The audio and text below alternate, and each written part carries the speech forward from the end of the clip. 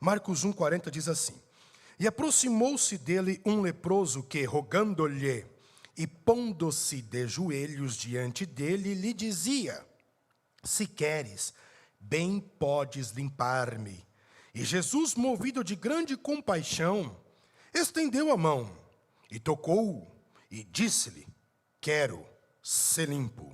E tendo ele dito isto, logo a lepra desapareceu e ficou limpo.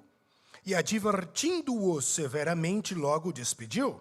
E disse-lhe: Olha, não digas nada a ninguém, porém vai, mostra-te ao sacerdote e oferece pela tua purificação o que Moisés determinou, para lhe servir de testemunho. Mas tendo ele saído, começou a apregoar muitas coisas e a divulgar o que acontecera, de sorte que Jesus já não podia entrar publicamente na cidade, mas conservava-se fora em lugares desertos, e de todas as partes iam ter com ele. Amém?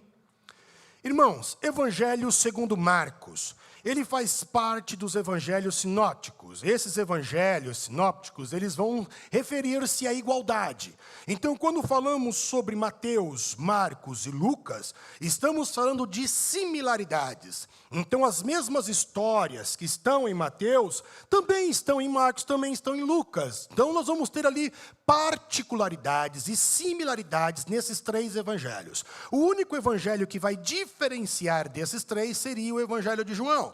Entretanto, o evangelho de Marcos, ele é o menor evangelho quando comparados a Mateus, Lucas e também a João. Mesmo sendo o menor evangelho, o evangelho de Marcos, ele foi o primeiro evangelho a ser escrito. Então, dos 4 evangelhos, Mateus, Marcos, Lucas e João, o mais velho, o primeiro a ser escrito, foi o evangelho de Marcos. E o evangelho de Marcos, mesmo sendo o menor e sendo o primeiro, é ele que dá vazão, é ele que dá razão, é ele que abre a porta para que os outros começassem a escrever também. E aí, então, alguns começaram a ter diretrizes diferentes. O evangelho de Marcos, por exemplo, ele apresenta Jesus como sendo um servo sofredor, que é talvez aquela visão de Ezequiel, logo nos primeiros capítulos, quando Ezequiel tem uma visão e ele vê ali um ser, e aquele ser tem 4 faces, e uma delas era o boi. Então aquele boi pode representar o evangelho do serviço. Jesus está a serviço do reino de Deus, Jesus está a serviço do reino do Pai. E logo no primeiro capítulo de Marcos, nós vemos Jesus servindo. Então Marcos tem essa diretriz. Marcos apresenta Jesus servindo. Mateus já parte por outro pressuposto. Lucas já tem outra diretriz. João também. João mostra a realeza. João mostra Jesus como a águia. Jesus mostra Jesus como um Deus. Tanto que ele começa o primeiro capítulo do seu evangelho dizendo que no princípio era o verbo. E o verbo era Deus, e o verbo estava com Deus. Então, cada um dos evangelistas, eles vão ter ali um ponto de partida para apresentar o Cristo. A ideia é mostrar que Cristo é para todos. Cristo é de todos. Cristo encarnou, o Messias chegou. E logo no verso de número 15 do primeiro capítulo, nós vemos justamente assim. Marcos já apresenta Jesus, e Jesus já mostra o objetivo dele. Para que eu vim? E isso está explícito no verso de número 15 do capítulo de número 1, quando o próprio Cristo diz: o tempo está cumprido, o reino de Deus está próximo, arrependei-vos e crede no evangelho. Em outras palavras, o que Jesus está querendo dizer? Aquilo que você tinha por expectativa, se você esperava o reino de Deus chegar, ele chegou. Então não precisa mais esperar, não precisa mais ter ânsia. O reino de Deus está muito próximo de nós, o reino de Deus está aqui. Eu estou inaugurando, eu trouxe o reino de Deus para essa atmosfera. E isso é tão verdade, é comprovado 10 versículos depois. Então, depois do verso de número 15, onde Jesus mostra a finalidade para a qual ele veio, trazendo o reino de Deus, Jesus já chega chegando, é assim que Marcos apresenta Jesus. 10 versículos depois, nós vemos a consequência da vinda de Jesus. Jesus trazendo o reino de Deus. E o que vai comprovar? Qual que é o elemento comprobatório que o reino de Deus ele chegou? O verso de número 25. Quando Jesus ele começa a expulsar o demônio. Então, no capítulo de número 1, Jesus já expulsa o demônio no verso de número 25, e no verso de número 15 ele diz que o reino de Deus chegou. E como é que eu caracterizo que o reino de Deus chegou? Um reino espiritual, ele está mostrando autoridade sobre outro reino espiritual. Então, quando Jesus expulsa o demônio, Jesus está demonstrando que o reino de Deus, que ele tem poder e que ele tem autoridade sobre toda esta atmosfera material, bem como ele tem todo o poder sobre o reino espiritual que estava em vigor. Qual era o reino espiritual que estava em vigor? O reino de Satanás, o reino do pecado, mas agora não é mais. Eu cheguei. Eu sou o Messias, eu sou aquele que deveria vir, eu trouxe o reino de Deus está aqui. E qual que é a prova? Sai dele, acabou. E o povo fica espantado de ver Jesus expulsar um demônio, porque nenhum outro homem tinha feito esta grandeza, tinha feito esta proeza, e Jesus é o primeiro. Então, o que é o Evangelho de Marcos, no capítulo de número 1? É o Evangelho que mostra que o reino de Deus chegou. É o Evangelho que mostra que Jesus está demonstrando autoridade sobre as potestades demoníacas. É o Evangelho que mostra, inclusive, o texto que lemos do 40 ao 45, Jesus curando leprosos. E é o Evangelho que Jesus, ele apresenta, está a serviço do reino de Deus e apresenta esse reino de Deus. Agora, como é que Jesus, ele serve a população? Como Jesus, ele serve o reino de Deus? Jesus serve curando, expulsando demônios, ensinando, pregando. É assim que Jesus, ele vai servindo o reino de Deus. Quando falamos de cura, e nos referimos à cura em relação a Jesus, nós estamos falando automaticamente de milagres. As curas de Jesus eram milagres. É assim que nós caracterizamos as curas do Cristo. E, na Bíblia Sagrada, nós vamos ver diversas curas em diversos ambientes, em diversas atmosferas, em diversas situações. Jesus, ele curando, Jesus operando milagres. Então, Jesus, por exemplo, ele curou cegos, ele fez surdo ouvir, ele fez mudo falar, ele fez paralítico andar, tetraplégico andar. Jesus fez muitas coisas, que inclusive o próprio João disse que se fosse escrito tudo o que Jesus fez, não caberia nas bibliotecas, nas livrarias da época que eles tinham lá, não ia caber.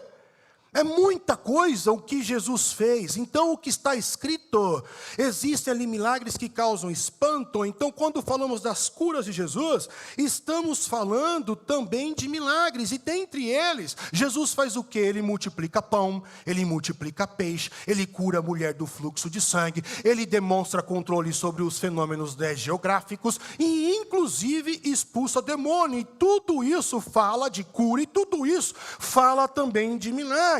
Então, quando olhamos para Jesus, ele operando milagres, na minha visão, na tua visão, na visão de um cristão ocidental, as curas de Jesus, os milagres de Jesus são demonstrações de poderes.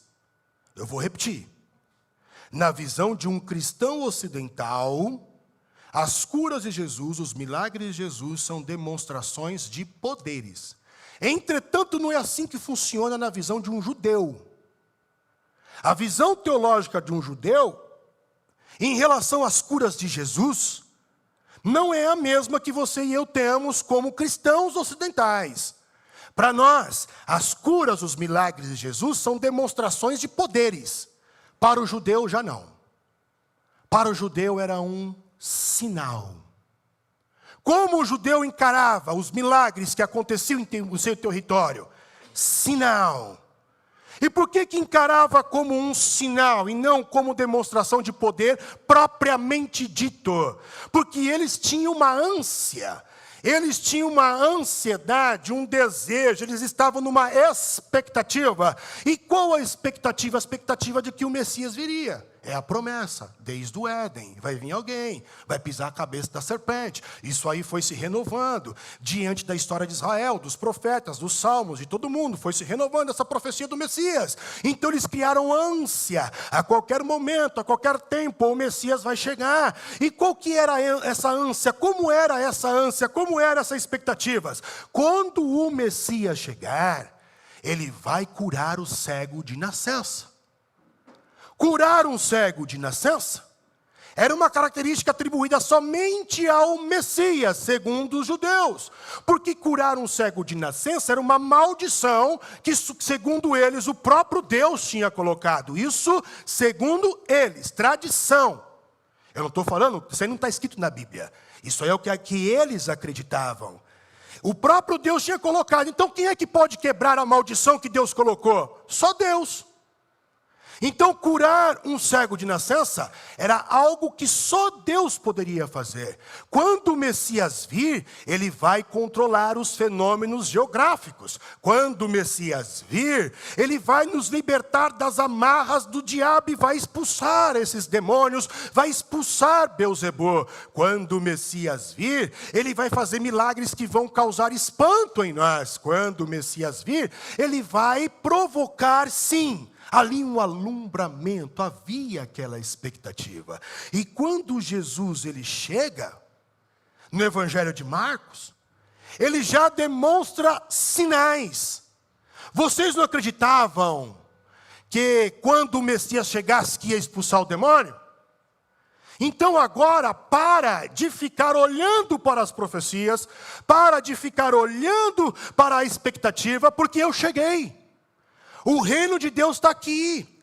O reino de Deus está entre nós. Eu já cheguei, já foi cumprido tudo isso. Então comece a olhar para mim. Partindo desse pressuposto, irmãos, eu quero dizer para você que os milagres de Jesus, eles não são um fim em si mesmo, mas apontam para a profecia.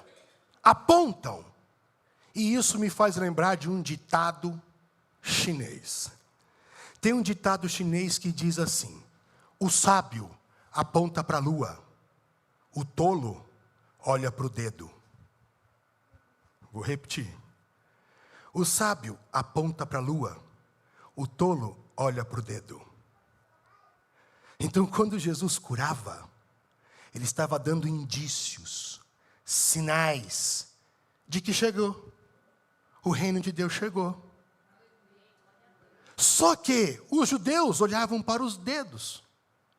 Pior, os cristãos continuam olhando para o dedo. Porque vão buscar na igreja o poder do Messias. A cura do Messias. E não o Messias que chegou. Você chegou bem, mas o que você trouxe? Cadê aí? Estou com dor de cabeça hoje, tu não faz ideia. Olha o sacrifício que eu fiz. Enfrentei São Paulo, chuva, o senhor sabe que São Paulo é um caos quando chove. Vim para cá e cadê? O que o senhor tem para me dar? Olha para o dedo. Os cristãos até hoje olham para o dedo. Quando Jesus está dando indícios, eu cheguei, eu estou aqui. Mas a mensagem que nós mandamos às vezes para o Cristo é: não, mas eu não quero o Senhor não. Eu quero o que o Senhor tem para dar. Entretanto, quando eu olho para o leproso, em Marcos capítulo 1, verso de número 40 até o verso de número 45, eu vejo neste leproso uma atitude de fé. Uma postura de fé, porque quando você olha o leproso na Bíblia Sagrada, e você vai ver no livro de Levíticos a lei acerca do leproso, você vai ver que o leproso é aquele que tem manchas vermelhas, essas manchas fedem, ele parece que tem escamas de peixe no corpo, e ele tinha que viver afastado da sociedade, porque era uma doença contagiosa. Deus não estava querendo expulsar ninguém da comunidade, o que Deus estava fazendo nada mais, nada menos do que cuidado com a saúde social, para não virar uma epidemia, epidemia ou virar uma pandemia, então o que Deus faz? O leproso ele tem que sair de perto das pessoas, porque vocês não têm SUS, porque vocês aí não têm médico, não têm vacina, a época ainda de descobrir as vacinas, os cuidados, os remédios, não chegou. Então o leproso ele tem que se afastar. E esse leproso andava como andarilho, roupas velhas, rasgadas, e ele precisava ficar gritando: leproso, leproso, leproso, para que você que ouvisse que ali tinha um leproso, não passasse perto para não correr o risco de ser contaminado. Entretanto, quando eu olho para este leproso em particular, ele quebra essas regras de Moisés, porque ele vai de encontro a Jesus. O leproso não podia entrar no convívio social, ele quebra a regra e entra. E ele chega perto de Jesus. E quando ele chega perto de Jesus, ele dobra o seu joelho. E ele faz um pedido no verso de número 40. No verso de número 40 ele diz: se queres, bem podes limpar-me. Esta postura, estas palavras, este pedido, denotam fé. Ajoelhar-se perante o Cristo denota fé. Pedir do jeito que pediu denota fé. E por que denota fé? Porque judeu nenhum se ajoelha diante de ninguém, é cultural.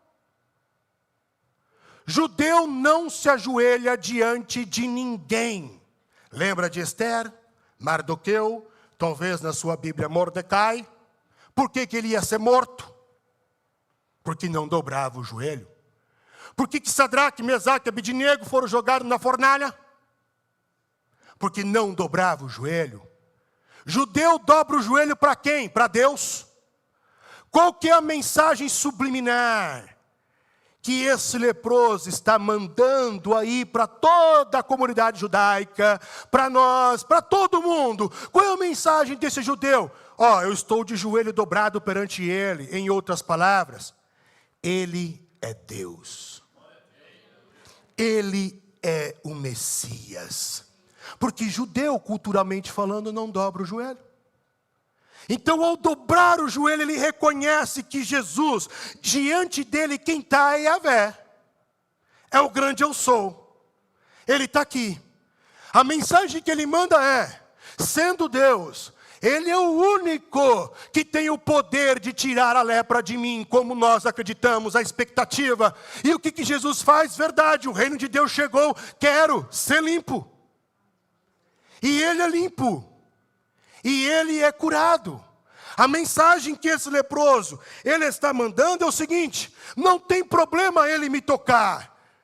Porque eu sendo imundo, porque era assim que se considerava um leproso, um imundo, e tudo que ele tocava ficava imundo, por isso ele não podia tocar nada, nem ninguém poderia o tocar, porque ficava imundo. A mensagem que ele está falando: eu estou diante de Deus, e ele pode me tocar, porque a minha imundícia não vai contaminar ele, mas ele que é limpo vai me limpar. E é o que acontece, porque Jesus é luz. A luz não se contamina. Pode passar na valeta, pode passar no carro sujo, pode passar em mim, que sou pecador. Ela continua sendo pura. E Jesus tocou. E Jesus curou. Atitude de fé. Mas a narrativa de Marcos, ela não acaba aí. A narrativa continua. Jesus curou. Tenta imaginar a alegria daquele homem que foi privado de toda uma vida social. Se era casado, não sabemos. Se tinha filho, não sabemos. Se trabalhava, também não sabemos. Mas ele foi privado de toda a vida dele por causa da lepra, porque ele tinha que viver longe. Tenta imaginar a alegria daquele homem. Agora, Jesus, então, ele adverte aquele homem. Verso de número 43 e verso de número 44. E Jesus adverte ele severamente. E advertindo-o severamente, logo o despediu. E disse-lhe: olha, não digas nada a ninguém, porém vai. Vou repetir. Olha, não digas nada a ninguém. Tenta imaginar Jesus falando: você trocou de carro, conta nada para ninguém. Você ganhou na loto, conta nada para ninguém. Foi curado do câncer, conta nada para ninguém. Foi curada de qualquer coisa? Conta nada para ninguém. Marcos é enfático, e advertindo-o severamente: olha, não digas nada a ninguém. Porém, vai, mostra-te ao sacerdote e oferece pela tua purificação o que Moisés determinou para lhe servir de testemunho. Estes versículos me ensinam alguns princípios. Primeiro princípio: por que Jesus manda ir ao sacerdote? Porque a lei de Moisés regia que se houvesse cura de um leproso, este leproso deveria se apresentar ao sacerdote e oferecer o sacrifício necessário. Então, para que Cristo veio, além de implantar o reino de Deus e nos salvar? Para cumprir a lei. Eu não vim para cancelar, para abolir a lei, eu vim para cumpri-la. Jesus encarna a lei. Então, quando Jesus cura o leproso, nós vamos ver que Jesus manda ele para o sacerdote para cumprir a lei de Moisés. É o primeiro princípio, ele está cumprindo a lei de Moisés. Mais uma confirmação de que ele é o Messias, que é o Deus encarnado. Mais um apontamento, mais um sinal. Segundo princípio, que eu percebo nos versículos de número 43, versículo de número 44. Eu percebo que acima de uma cura, Jesus quer que sejamos discípulos. Repito, acima de uma cura, de um bem que Jesus possa fazer a cada um de nós, Jesus quer que sejamos discípulos. Por este motivo, Jesus adverte ele severamente para não falar nada. O que Jesus queria fazer com ele é transformá-lo em um discípulo, porque quando nós olhamos para este fato, esta narrativa, eu percebo que nem todo aquele que é curado por Deus, que recebe uma bênção de Deus, é discípulo. Pode até ter fé, mas nem todos que têm fé são discípulos. Porque nós cristãos, na nossa ignorância, permita-me usar o termo ignorância, achamos que fé é um atributo exclusivo nosso. E não é. Então Deus pode operar pela fé de alguém. Tanto que ele curava assim: seja feito segundo a tua fé. Entretanto, nem todos que têm fé são discípulos. Logo, eu entendo que para receber algo de Deus, eu preciso da fé. Mas para ser discípulo, eu preciso da fé e preciso da obediência. A principal característica de um discípulo de Jesus não é fé. Eu preciso dela, mas é obediência. Sem fé eu não consigo me aproximar dele. Aquele que se achega a ele, diz a Bíblia, precisa ter fé. Eu preciso ter fé. Mas não é o requisito principal. O requisito principal de um discípulo é a obediência. Jesus pediu severamente para ele não contar nada. E o que ele faz? Verso de número 45. Mas tendo ele saído, vamos acrescentar aqui, da presença de Jesus, fecha parênteses, começou a apregoar muitas coisas e a divulgar o que acontecera. Então ele saiu da presença de Jesus, ele contratou um carro propaganda e começou com um megafone a propagar para todo mundo o que Jesus havia feito. E o sacerdote? Tinha que ir lá, Mas não foi. Ele fez o contrário do que Jesus falou para ele fazer. Resultado, consequência da desobediência dele. Jesus se tornou popular. Jesus se tornou celebridade. E agora Jesus não consegue entrar mais na cidade. O restante do verso de número 45 diz assim, de sorte que Jesus não podia mais entrar publicamente na cidade. E agora, como é que eu prego o evangelho? Eu vou ter que entrar pela porta do fundo, pregar e ir embora? Porque senão todo mundo vai querer tirar uma selfie comigo e postar hashtag Jesus. Eu e Jesus, como acontece com alguns pastores famosos. Agora Jesus não consegue mais exercer a função como deveria exercer, por causa da desobediência de um. O que significa obedecer? Obediência, obedecer é submissão completa. Jesus, eu consegui até aqui, ó. Falando de um exemplo ínfimo. Senhor, todo o meu corpo é teu, menos a mão direita. A mão direita de vez em quando escapa e tum.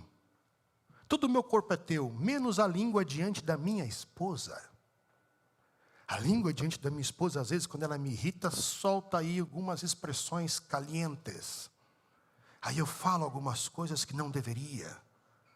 Todo o meu corpo é teu, mas esse desejo aqui eu não consigo romper. Obediência, submissão completa. Obediência, sujeição. E quando falamos de sujeição, você não está anulando a tua personalidade, nem o teu desejo, nem a tua vontade, mas você se sujeita à autoridade do outro. Isso é obediência.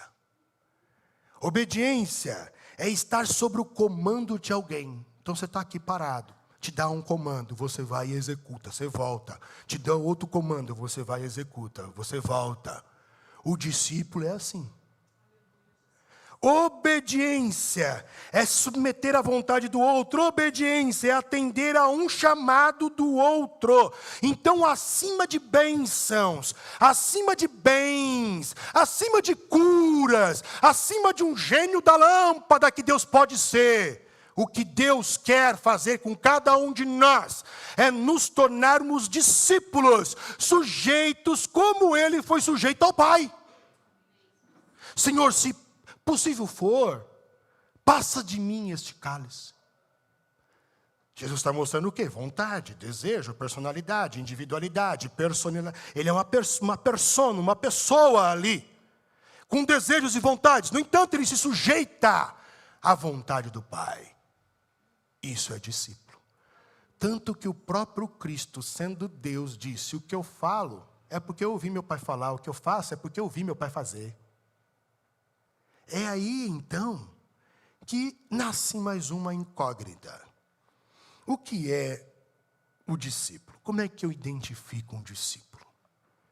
Então eu vou falar aqui, você vai refletindo aí para ver se você é um discípulo. Eu confesso que eu me espantei e percebi que eu preciso melhorar muito. Como é que eu caracterizo, ou como é definido um discípulo de Cristo? Um discípulo é aquele que aprende com o mestre.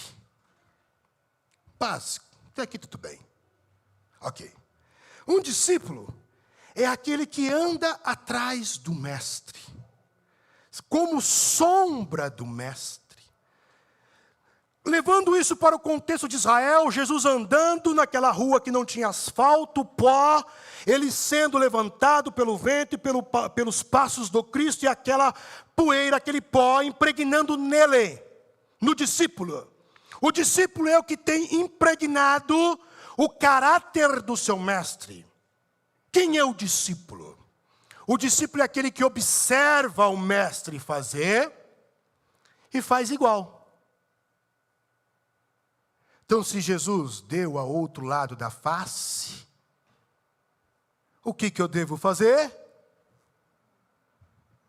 E quando nós falamos de dar o outro lado da face, Jesus não quer que você seja bobo. O que Jesus quer é que você venha romper o ciclo do mal, porque o último tapa tem que ser de alguém. Certo? Então não dê o tapa. Corte o ciclo do mal. Para quem você vai continuar falando se o outro vai retrucar? Então não fale, ou assuma o erro. Mas eu estou com a razão sempre, pastor. Ok. Demonstre que está com a razão. Corte. Isso é dar ao outro lado da face. Agora, eu me intitulo discípulo do Cristo. Observo as atitudes do Cristo, que sabe perdoar, mas eu não perdoo não. Tem que morrer mesmo essa praga aí. Essa desgraça da vida. Ah, mexeu comigo? Mexeu com meu filho, pisou no meu calho, é assim mesmo. Falo mesmo, porque eu sou super sincero. Não, irmão, você é mal educado. porque nem sempre a sinceridade é necessário falar. Até para falar a verdade tem jeitinho. Filhinhos, se você pecar, filhinhos, se você pecar, tem um advogado. É melhor que não peque, tá? Porque quem é de Deus não peca. Mas filhinhos, se pecar, tem um advogado. Jeitinho. Não, você vai para o inferno mesmo, desgraça. Você está atrasando a nossa vida, trazendo as bênçãos de Deus para cá. Você é uma pedra de tropeço na nossa vida. É assim que fazemos. O discípulo é o que observa e faz igual. O discípulo é o que ouve os ensinamentos e ensina igual aquilo que ele ouviu. O discípulo é aquele que se parece com o mestre. O discípulo é aquele que deseja o mestre. O discípulo é aquele que deseja o mestre em vez de desejar as bênçãos do mestre. Esse é o discípulo. Partindo desse pressuposto, outras perguntas nasceram. E a pergunta é: o que é que estamos buscando? O mestre ou suas bênçãos? Para que tu vem para cá? Para Jesus arrumar aquele negócio lá, que tu mesmo causou? Ou para você se parecer mais com o mestre? Para ser deixado, ser moldado pela palavra. Porque Jesus disse: vocês estão limpos pela palavra que eu vos tenho pregado. Então como é que eu endireito o meu caminho? Ouvindo e praticando o que ele ensina. Como é que eu melhoro? Ouvindo e praticando o que ele ensina. Eu vou me tornando mais parecido com ele. A outra pergunta: o que é que de fato nós queremos? Queremos orar para ser pessoas de fé, ao ponto de mover os céus, montanhas, receber bênçãos? Ou nós, de fato, estamos buscando, queremos ser como ele, confundidos com ele, parecer ele, exalar o cheiro dele, revelar a morte e ressurreição dele, a luz dele? O que queremos de verdade? Por esse motivo, eu oro para que você e eu, nós não percamos o foco. Não permita com que teologias errôneas iludam a tua fé. Não busque Deus pelo que Ele pode fazer, busque Ele. Isso é amor. Porque quando eu busco no outro algo que o outro pode fazer para mim, na verdade eu não busco o outro, eu estou buscando eu no outro. Deu para entender? Se eu estou com o outro, indo atrás do outro, por causa que ele pode fazer alguma coisa para mim, eu não estou buscando o outro, estou buscando eu no outro, porque eu preciso satisfazer a mim. Então, por que nós estamos vindo numa noite de chuva para a igreja? Para se deixar ser moldado com Ele, por Ele? Se fôssemos parecidos com Jesus, você acha que ia ter discórdia na igreja?